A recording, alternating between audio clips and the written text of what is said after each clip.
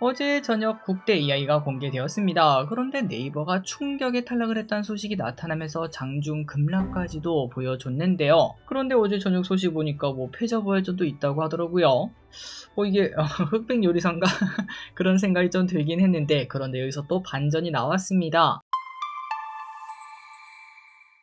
네, 안녕하세요. 주식은 역시 기리기리세 기리십니다. 안녕하세요, 기리분들. 자, 오늘 코스피와 코스닥의 대장인 삼성전자와 알테오젠이 불을 뿜는 날이었는데요. 물론 이제 그 두 친구가 수급을 빨아당기면서 전체적인 시장은 좋지 않았으나 일단은 대장은 달려가는 모습을 나타냈습니다. 같이 공부하시죠. 렛츠 기릿. 첫 번째입니다. 미국 증시는 어제 상승 마감. 미국 증시는 3대 지수 모두 상승하며 마감했습니다. 특히 반도체가 좋았어요. 그래서 오늘 우리나라 반도체도 좋은 흐름을 나타냈고요. 반도체가 좋았던 이유가 뭐냐? TSMC입니다. TSMC의 실적 발표가 있었는데 호실적을 기록하면서 반도체주들에게 긍정적인 영향을 줬네요. 그러니까 AI 거품이 아닙니다 라고 이제 증명을 했다라고 볼 수 있고, 또한 지정학적 긴장감이 완화되는 부분도 한몫했다고 합니다. 트럼프가 이란의 살인이 중단되고 있다고 언급하며 유가가 급락하며 증시는 좀 안정감을 찾았다고 합니다. 다음입니다. TSMC 사상 최대 실적 기록. 자, 그렇다면 TSMC 얼마나 좋은 실적을 냈는데 하고 봤더니 4분기 매출은 한국 돈으로 48조 원, 순이익은 23조 원으로 영업이익률이 어마어마하군요. 분기 기준 역대 최대를 기록했다고 합니다. 그래서 작년 매출은 177조 원을 달성했으며 이 또한 사상 최대 실적을 기록했다고 하네요. 그러니까 서프라이즈죠. 거기에다가 올해 실적까지 낙관적인 전망을 제시했는데요. 올해 매출이 작년보다 30%가량 증가한다 이렇게 말을 하며 TSMC 4%나 상승하는 모습이 나타났습니다. 다음입니다. 그리고는 알테오젠 또 엄청나게 불기둥을 세웠습니다. 그 이유가 뭔가 봤더니 JP모건 헬스케어에서 알테오젠이 어떠한 이야기를 했는데요. 바로 다음 주에 추가 빅딜을 예고했다고 합니다. 자, 최근 들어 이제 좀 JP모건 헬스케어가 다가오면서 뉴스에 팔아라 흐름이 좀 나타나지 않았겠습니까? 그런 상황에서 바이오주의 투심을 한 번에 바꾸는 이벤트가 등장했고요. 그리고 앞으로 어코시가 오려면 2차전지와 바이오가 필요한데 이 두 개의 섹터가 관심을 받는 26년이 되었으면 좋겠습니다. 다음입니다. 오늘따라 목이 좀 아픈 기분입니다. 바로 미세먼지 때문에 그렇겠죠. 오늘 있었던 이야기 하나 해드리면 오늘 제가 이제 뉴스를 보면서 오늘 미세먼지가 심각하다네 이렇게 얘기를 하면서 뉴스를 보고 있었거든요. 그런데 바로 옆에서 히릿이 중국 돌아가나 보다. 중국 공장 돌아가나 봐. 이렇게 말을 해서, 그런데 제 머릿속에서는 이게 농담이 아닌 걸로 들렸습니다. 그래서 바로 중국 ETF도 검색해보니까 최근 들어 엄청 오르고 있더라고요. 어쨌든 미세먼지가 심각하다고 합니다. 마스크 꼭 끼시고요. 그리고 올해 중국 증시를 관심있게 볼 필요도 있겠습니다. 참고로 중국 관련 ETF 하면은 제가 맨날 이 두 개 가져오지 않겠습니까? 차이나 휴머노이드 로봇 ETF 그리고 차이나 항생테크 둘 다 좋은 흐름을 현재 보여주고 있는데 앞으로 계속 올라가 줄지 한번 보도록 할게요. 다음입니다. 효성 TNC 스판덱스 다시 간다. 정말 한때 뜨거웠던 스판덱스, 우리 코로나 때 기억나시나요? 전부 다 이제 홈트 이런 것들이 유행하기 시작하면서 레깅스를 입고 다니던 시절이 있었고, 그때 당시 효성 TNC라는 기업의 주가가 엄청나게 올랐던 적이 있었는데요. 하지만 그 이후에 경쟁 심화 플러스 또 자연히 사람들이 레깅스랑 또 멀어지기 시작하면서 계속적으로 주가가 하락하는 모습을 왼쪽에서 확인할 수 있습니다. 그런데 효성 TNC가 다시 바닥을 찍고 52주 신고가를 썼다고 하는데요. 그렇다면 그 이유가 뭐냐? 바로 중국 경쟁사가 파산 신청을 했다고 하네요.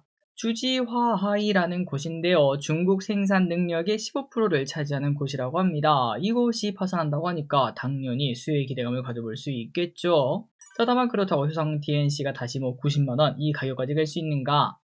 그거는 쉽지 않을 듯 합니다. 그때는 영업이익률이 엄청 났었어요. 조금 뒤에 보시면 아시겠지만 10%가 그냥 넘었거든요. 하지만 지금은 경쟁 심화로 인해서 눈높이는 좀 낮출 필요가 있겠습니다. 자, 효성 TNC의 실적을 보시면은 이때 당시에 영업이익이 무려 1조 4천억이었습니다. 하지만 작년에 2,700억, 올해는 3,100억 원으로 그때랑 많이 다른 걸 확인할 수 있죠. 다음입니다. BTS 정규 5집 이름은 아리랑. BTS가 곧 돌아옵니다. 3월 20일에 컴백 예정인데요. 앨범에 이름이 나왔군요. 바로 아리랑이라고 하네요. 주모를 딱 부르고 싶은 그러한 느낌입니다. 자, 어떤 노래가 나타날까요? 주식을 떠나서 너무너무 기대가 되고 잘 되었으면 좋겠습니다. 그리고 또 주식만 생각하자면은 지금부터 3월까지 슬슬 모아갔다가 신곡이 나올 때쯤 주가가 올라가 있을 확률이 좀 있지 않겠습니까? 그때는 오히려 뉴스의 발화를 이제 생각을 하면서 수량을 줄이는 방법을 쓸 수 있겠네요. 다음입니다. 흑백 요리사 시즌3 갑니다. 다들 흑백 요리사 재밌게 보셨나요? 인기 힘입은 흑백 요리사가 시즌3 제작을 확정하고 참가자 모집을 시작을 했습니다. 자, 그런데 시즌3는 좀 다릅니다. 이때까지는 개인전이었죠. 이제는 팀전이라고 합니다. 식당의 대결이라고 해요. 와, 재밌을 것 같은데요. 개인 지원은 불가능하고 무조건 업장에 속한 요리사 4인이 1조로 지원이 가능하다고 합니다. 자, 그나저나 이 소식을 찾다가 제가 아직 다 못 봤거든요. 이제 슬슬 끝나가는 와중에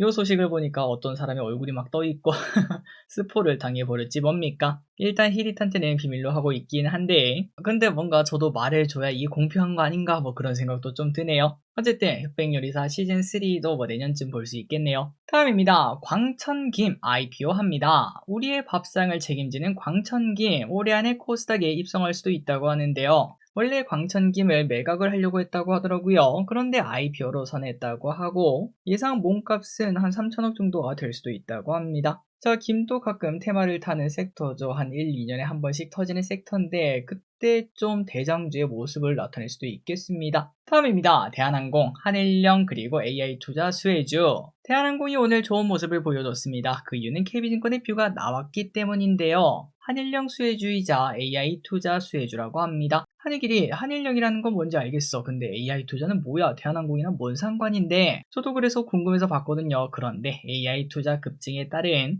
데이터 센터 관련 장비 수송이 늘어나고 있다고 합니다. 비행기로 실어 나르고 있다는 거죠. 그러다 보니까 국제 여객 단가는 계속 상승하고 있고요. 그리고 화물 운임도 버티는 모습이 나타나고 최근 유가가 어떻죠? 계속 아래쪽에 머무르고 있죠. 요즘 이란 때문에 살짝 튀긴 했지만 최근 들어 유가는 완전 밑에 깔려있는 걸 확인할 수 있어서 행복한 날을 보내고 있다고 합니다. 목표 주가 31,000원으로 상향. 다음입니다. HD현대일렉 목표가 상승. 얼마 전 실적 전망이 아쉽다는 이야기와 함께 하락했던 HD현대일렉트릭, 그러나 한국투자증권의 목표가를 110만원으로 상향 조정을 하며 안정적인 이익 개선세를 기대했다고 합니다. 이 이익 개선세는 계속 이어질 것으로 보인다고 하는데요. 총 2회에 걸친 증설 작업을 하고 있는데 두 개 모두 합쳐서 5천억 이상의 매출 증가 효과가 예상된다고 해요. 참고로 HD현대일렉트릭의 작년 매출은 4조 원이었으니까 더 큰 기대감 가져볼 수 있겠습니다. 다음입니다. 네카오 국대 AI 패자 부활전 포기. 어제 저녁 국대 AI가 공개되었습니다. 그런데 네이버가 충격의 탈락을 했다는 소식이 나타나면서 장중 급락까지도 보여줬는데요. 그런데 어제 저녁 소식 보니까 뭐 패자 부활전도 있다고 하더라고요.